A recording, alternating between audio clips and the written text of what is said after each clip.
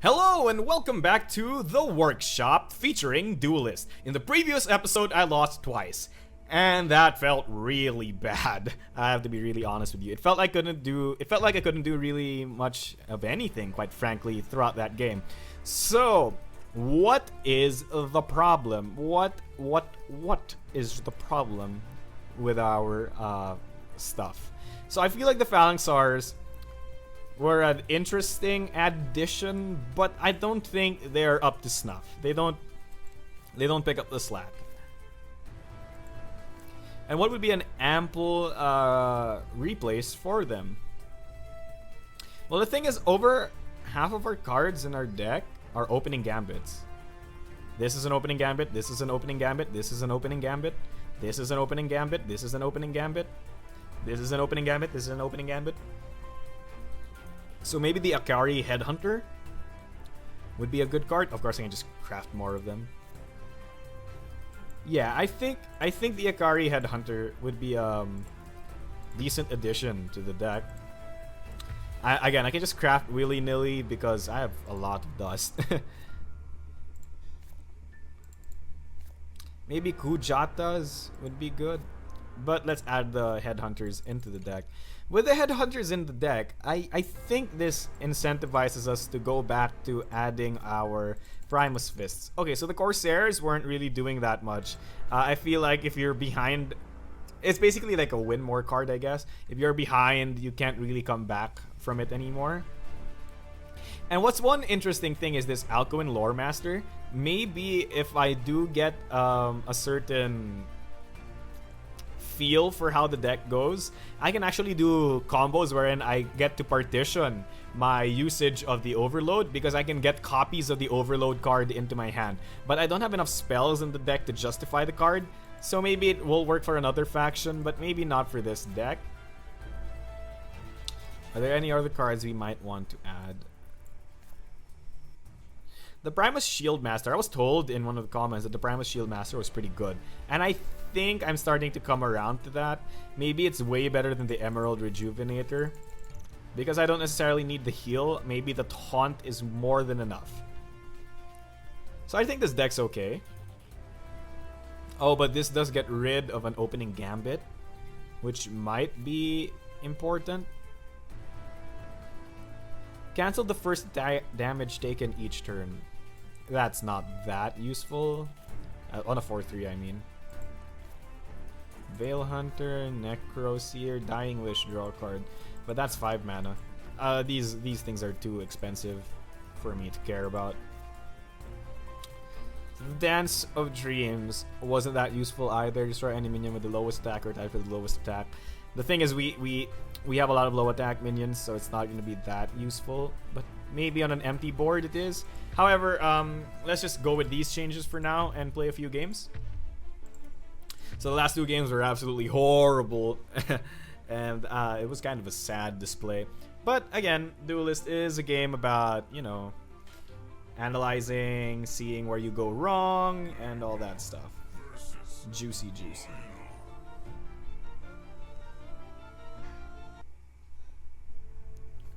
Ooh, I didn't see the portrait until now, but it seems like we're up against a Sunforge, or whatever the name of that hero character is. Which means probably a slower deck. Anyway, the Elucidator, we have a copy of it already. We are tossing it. Adamantine Claws, maybe we need to keep that in order to keep flexibility and kill something. So let's replace the Elucidator because we already have a turn 1 play. And remember, regardless of whether or not I actually benefit from this, a heal, the turn 1 play is just so good. Saber Spine Tiger is not going to be, like, I don't need to immediately remove an important unit right now. So Healing Mystic, turn 1, play. Okay, I think it's very important for me to talk about why I put the unit here instead of here. Or here, or here, or here, or here. So you put this here or put this here simply because it allows you to walk into the Mana Crystal. You could put it here so that you can walk into this Mana Crystal, but like 80-90% of the time, the enemy general will walk here and then summon 2 things here.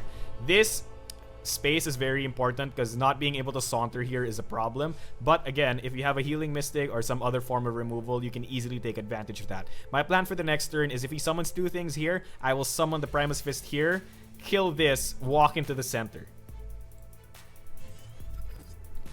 Now let's see what Volcanos will do. Man, Ziran's Sunforge looks awesome.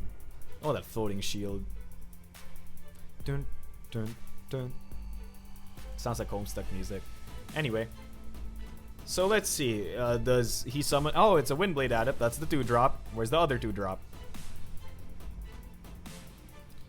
A Maw! Okay, so he actually lets me saunter into the center of the arena. This is interesting. Is Silence very good against Leonar? Yes. Absolutely, Marco. Of course it is. So let's try to mulligan something for a better card. There's the Akari Headhunter. There it is. So the play will be this. Place the Akari here in order to get that mana spring. That allows us to play another card, which is very important because we remove this.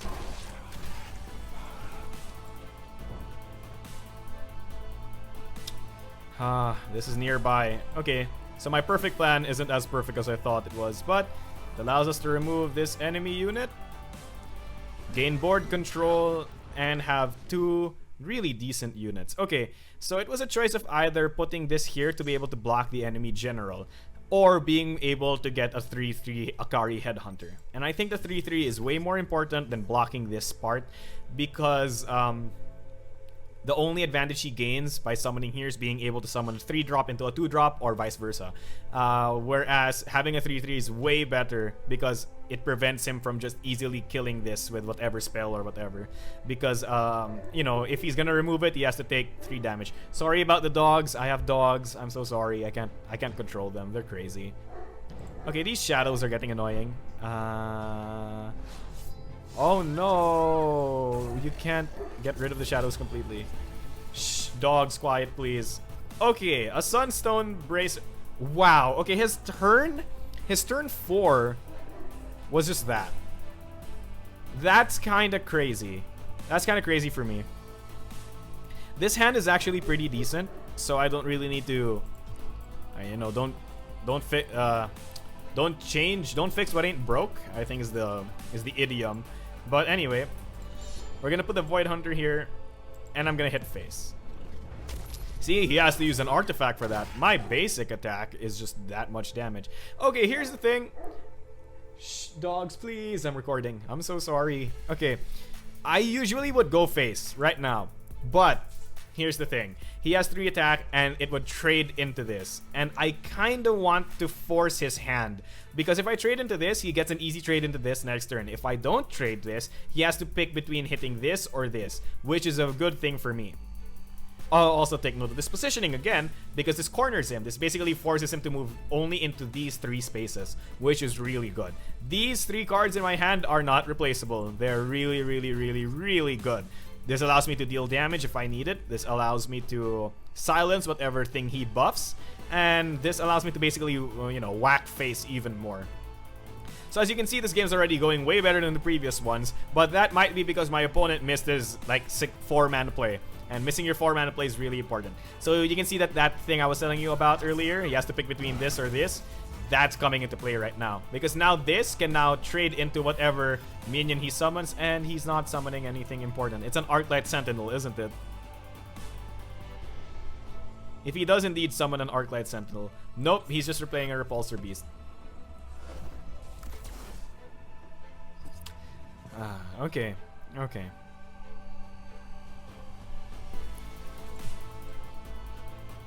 In this situation, what do I do?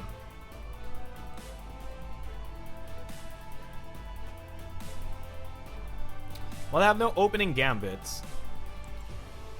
And do I hit face? Actually, okay, so look. Not hitting face last time cost me the game. But I feel like hitting face right now is really important.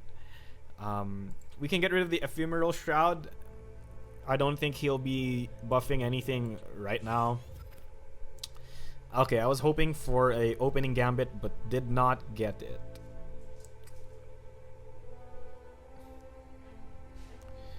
So I have to make a play.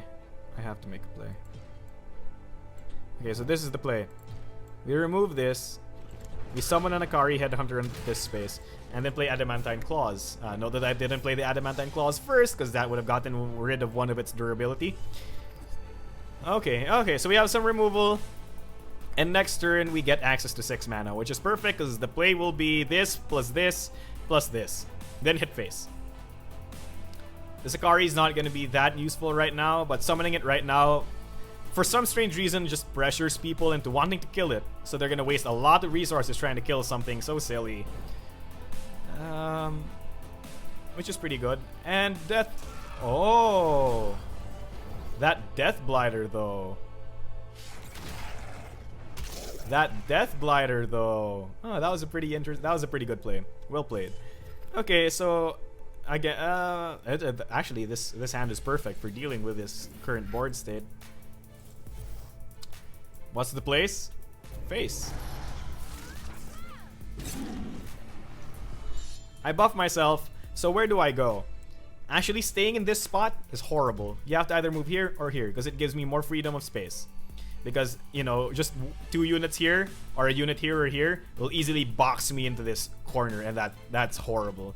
So we move here, hit him in the face. I win next turn if he doesn't have anything. If he doesn't have heal or anything. The Primus Shield Master is a decent drop, but you might want to trade it up for more of my damage, which I didn't get. That's okay though, because I get another replace next turn. So he has to summon something with like more than 3 health to block my path, or he's just going to summon a Provoke. Nope, that's an Arclight Sentinel. Oh, that Holy Immolation! Okay. So if I can find a source of damage, I should be able to win. There we go! Adamantine Claws! Gives her a well played, Sunforge, well played.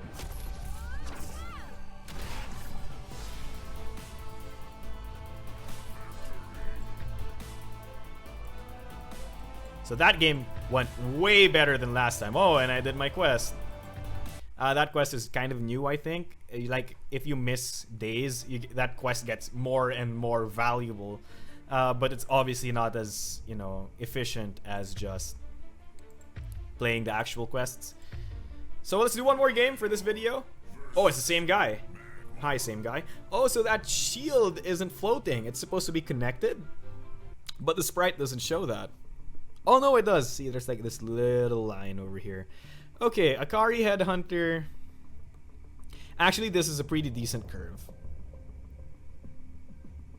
This is actually a pretty decent curve. We can get rid of the Young Sladar, because I actually want to exploit this in the early game.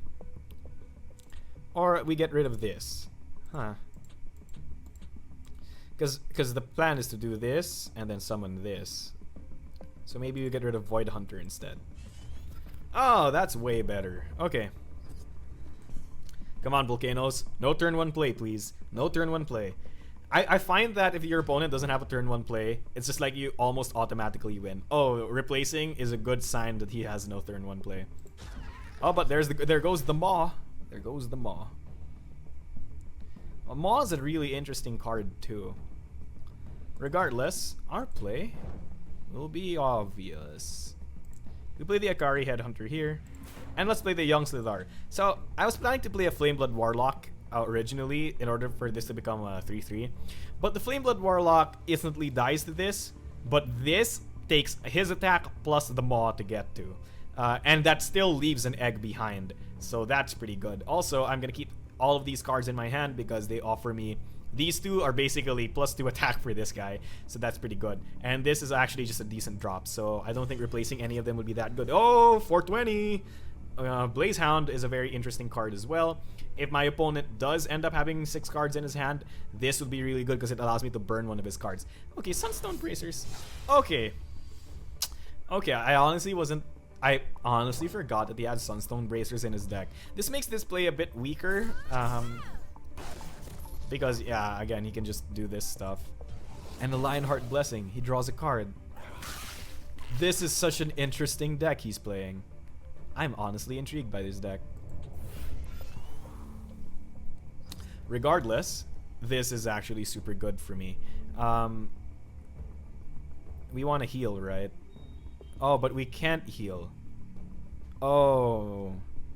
Okay, because my plan was originally to have this trade so that when you heal, it goes back to max HP. But that doesn't work that way because the ordering is not like that at all. So, the way it should work is... Okay, so we have access to 5 mana this turn. We don't want to trade the Healing Mystic just yet, I guess. So the way we work this is like this. Like this. Like so. Okay, let's summon the Flame Blood. That buffs this. This allows for this trade. Okay, I was about... Okay, so this is usually a bad positioning against Leonar. Because of the fact that they can just Holy Immolation me to heck. But he only has 4 mana next turn, so that's going to be fine. Dance of Dreams is going to be really good next turn if I get the trades I want. So this is really pressuring him because number one, his hero ability is kind of doing nothing right now. Actually, even in the previous game, his hero ability did nothing, so that's really unfortunate for him. Next turn, I have a lot of plays in mind, but we'll see where that goes depending on what my opponent does. I have access to, like, I can easily heal this if he doesn't want to remove it, but I'm sure he will. But that means he'll have to hit face. Oh, so he has like Tempest. Okay, there we go. And that's gonna summon a 2-drop for him. What I tell you. Okay, so Dance of Dreams is now pointless. This seems to be the recurring theme with Dance of Dreams. Okay, this play might seem weird, but, you know, don't judge. I'm gonna do this.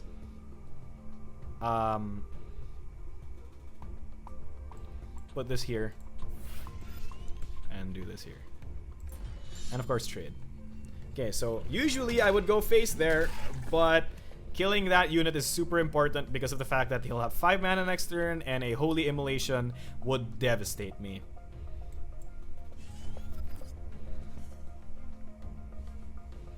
So his hero power, or Bloodborne spell, seems to be doing nothing. And mine seems to be doing a lot of things. I really think that Va'at is one of the better Bloodborne spells simply because, like, it's just almost always really good because everybody has 3 health. Oh, how is he going to remove it? With an Arclight. Oh, okay. And Sunstone Bracers? Okay, that's really weird. Ephemeral Shroud kicks the bucket.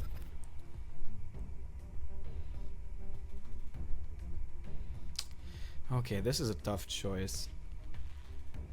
I gain access to 7 mana this turn. Actually, should that be the play? Like summon an Akari Headhunter. Yeah, I think that should be the play. Summon my Akari Headhunter. Play a Healing Mystic that heals me. Then play Blazehound. Play Blazehound in a place where he can't get the trade. Which means over here.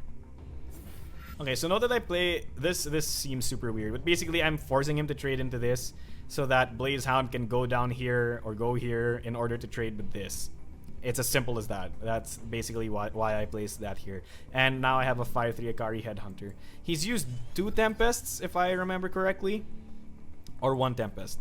Either way, I don't think he should have enough AoE. Also note that this is also a stealth AoE counterplay, because if he does AoE, I'll either be left with at least a Healing Mystic or at least my Blazehound. So, because he can either summon something here and then do a Holy Immolation here, or summon something here and do a Holy Immolation here, or you can move this guy here and do a Holy Immolation here. Either way, at least one thing gets left on the board, and that's pretty decent. So for the Akari Headhunter now is doing nothing, so that's what's gonna get replaced next turn. So I hope you guys are liking my analyses, or you know, at least appreciating the thought process that goes into them. I don't know. So it seems that he's doing something. More bracers. Oh no! Does he just have like double Divine Bond and then I lose? Well, if he does have double Divine Bond, I don't lose yet. Oh no, wait, I don't. I absolutely lose. But it doesn't seem that way. Yup. Nope, it doesn't seem that way. Okay. He just had single Divine Bond, which is extremely different from double Divine Bond. I'll have you know.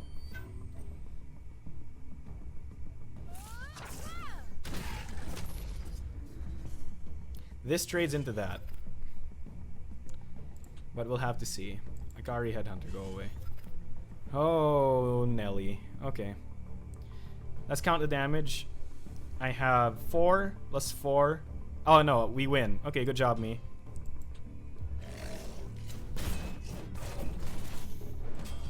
So the important thing of note here is that you attack with these 2 minions first in order to break the artifacts so that I don't die with him, because that will result in a draw. Good game, Volcanoes. Good second game.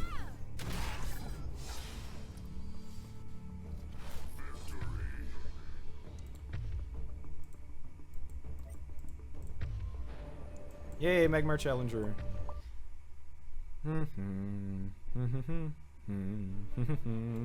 Okay, so let's go over what went right that game. Everything, I think. Okay, I think the Akari Headhunters were a good addition. I think the Primus Shield Masters didn't do that much those games, but maybe it's going to be very important against opponent aggressive decks, maybe. The Void Hunters seem to be like lacking compared to the Blaze Hounds. Like, they just seem to be a worse Blaze Hound at this point. But we'll see what else comes along our way. I think the deck is pretty okay so far. Tell me what you guys think about my analyses. Tell me whether or not I'm actually like doing completely wrong assumptions or analyses. And without much else to say, I'm still trying to think of a good outro for this. So if you guys have any suggestions, do give them to me because I'm desperate. Without much else to say, thank you and good night.